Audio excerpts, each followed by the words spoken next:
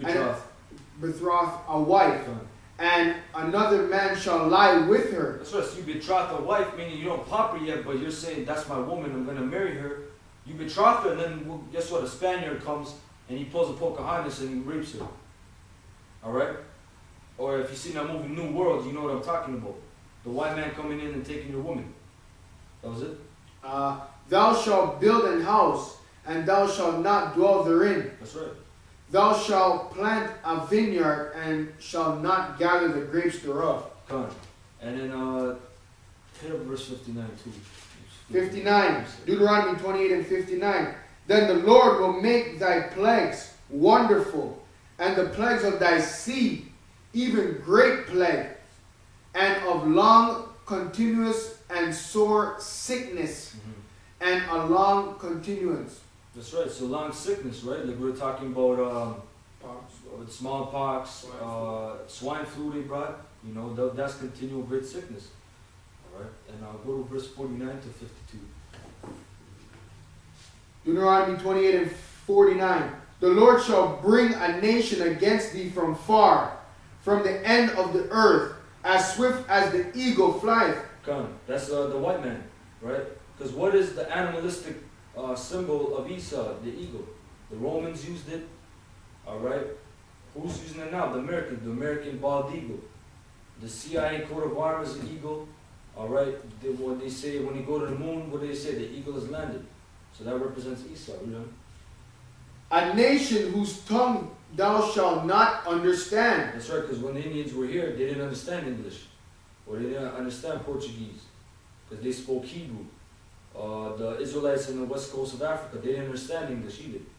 Alright, they didn't understand Portuguese or Spanish. Okay, because you Indians, you didn't speak Spanish. You say, oh, Spanish and all this shit. You didn't speak Spanish. Alright, so cut that nonsense, you know?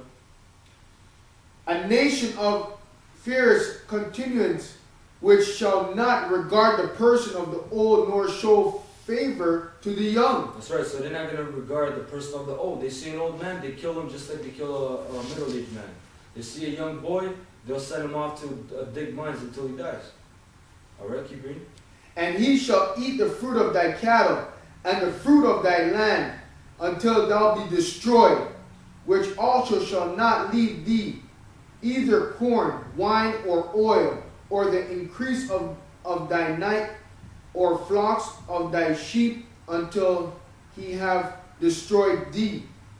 And he shall besiege thee in all thy gates, until thy high and fenced walls come down. That's right, all those empires, they say the three great empires, the Inca, the Maya, and the Aztecs, they all fell. And they were great empires, man. You know, up to verse 52.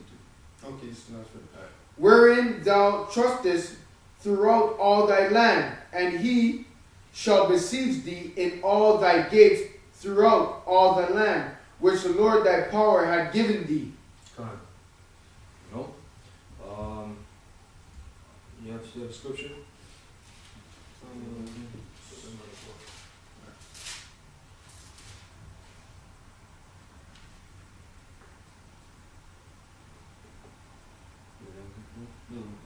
Okay, this book is called Africans and Native Americans.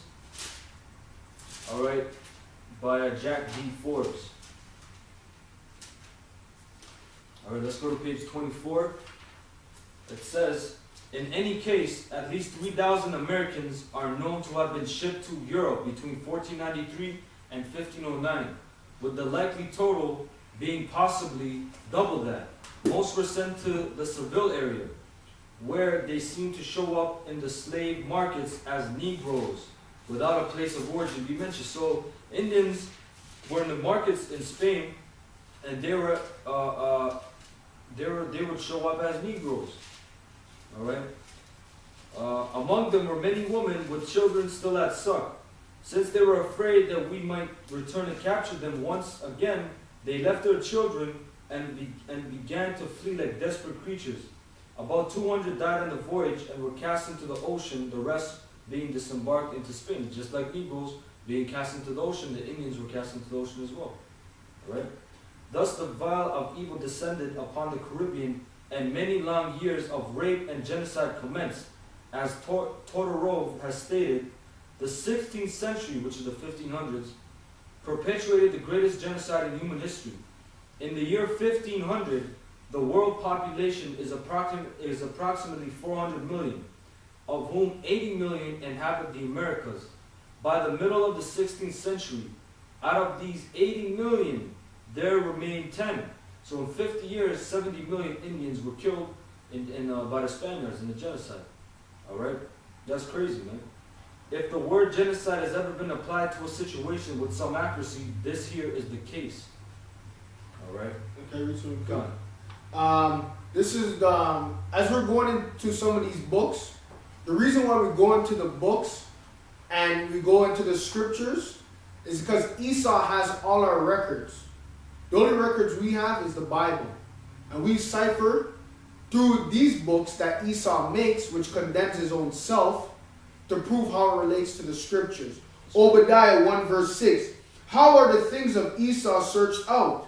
How are his hidden things sought up? That's right. So, crystal clear that the brother brought it out. How are the hidden things of Esau searched up? By these books. The old saying is, if you want to hide something from a nigga, put it in the book. Why? Because he's not going to read. Exactly.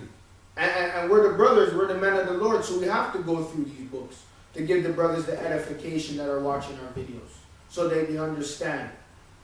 Right? That's right. And give me Zechariah 1 and 15, just to back up the genocide there. Zechariah 1 and 15.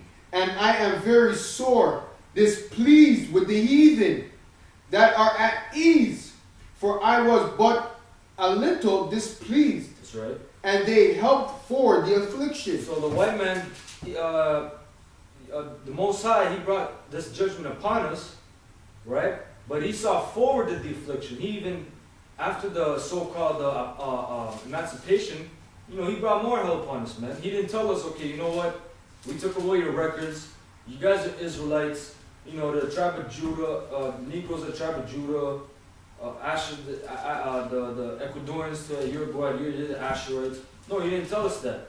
You actually went forward and actually said you're the Jew. And then you said Christ is a white man, and God is a white man, and the saints of God are white people. And then you painted those pictures. And then you stole our records. So you forwarded the affliction. Alright, so-called, after the, what do you call it, the slavery, you made a penitentiary system, which is another form of slavery. Alright? Because prior to slavery, you didn't have no thing such a penitentiary system. You just had the law. Alright, you had a jail cell, you were convicted, and whatever you had to pay. You didn't have this system where you go in, you get fucking bum rush, you have to do laundry. Some states you have to fucking pick cotton actually. You gotta dig for some shit. You get paid 5 cents, 10 cents a day. Scrub toilets. Scrub toilets. You know? Do the laundry and all that shit. Cook. That's not in that wasn't there back then. So that's another form of slavery. Okay. And then you got Jakes in jail. They want to do extra work because Esau said they're going to give them extra food. Exactly. Bullshit. Yes, sir. Okay. Like back to what we're saying as we bring up the books. The scripture says in 2 Timothy 2 and 15, study to show thyself approved unto God. A workman that needeth not to be ashamed. That's right, and we're the workmen. What do we do? We're the laborers. Because this is the harvest. We're harvesting right now. And soon we're going to reap the benefits, which is the kingdom of heaven. That's right.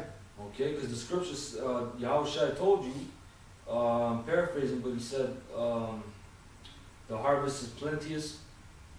Pray that the Lord bring you more laborers, or plowmen. So we're the plowmen. All right, we're the workmen, because this is labor too. Doing this work, because the scripture says the wearisome labor of the mind, which is studying the scriptures, that's labor too. Going through all these other books. That's right. Rightly dividing the word of truth. That's right, rightly dividing the word of truth. So this word has to be divided. Some scriptures you got to back up with another scripture. That's why people say, oh, how come you go to Matthew's and then you go to the book of Isaiah? Because it's dividing, it's not divided really, it's precept upon precept. But you're dividing the testament sometimes, or the book sometimes. Alright? Con. Deuteronomy 29 and 29. The secret things belong unto the Lord that our God, but those things which are revealed belong unto us and unto our children forever. That's right. So the secret things, you know, you got things that's not revealed to us, you know. But niggas, Esau especially, he wants to go up and beyond. You know, like the hollow earth bullshit and all that madness. But you know, the things that are revealed unto us, that's what the Most High gave to deal with, you know, and that's what we gotta take. And since you're there, hold Deuteronomy. You finished that one? Almost. Yeah, just read that. Okay, so but those things which are revealed belong unto us and to our children forever, that we may do all the words of this law. Con. That's right.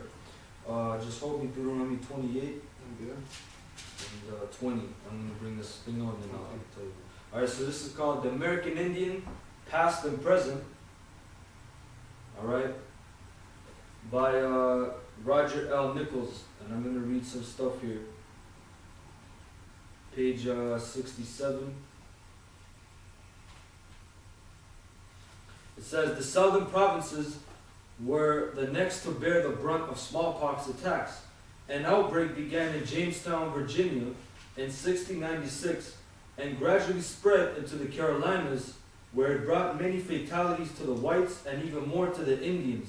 One tribe, probably the Pamlico Indians, was almost completely destroyed. A correspondent from South Carolina reported in 1699 that smallpox was said to have swept away a whole neighboring Indian nation, all to 5 or 6 which ran away and left their dead unburied, lying upon the ground for the vultures to devour, like we read before.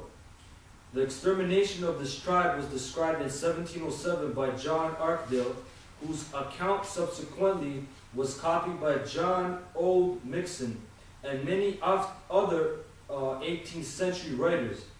The infection probably spread as far west as the lower Mississippi Valley, for the tribes here were attacked at this time.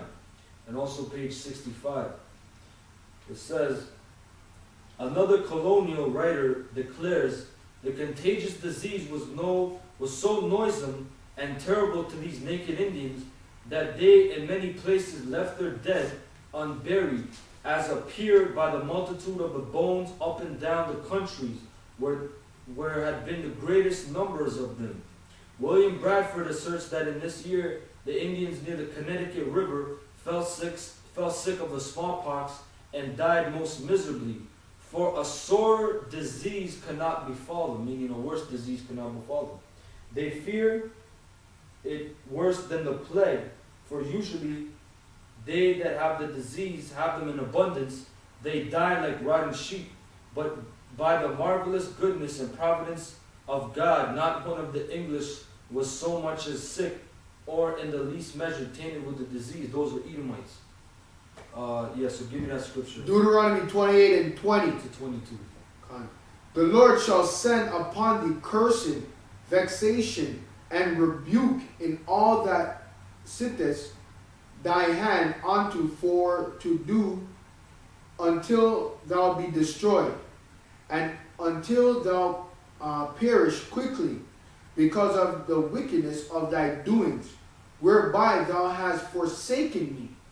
The Lord shall make thee pestilence cleave unto thee until he have consumed thee from off the land whither thou goest to possess it.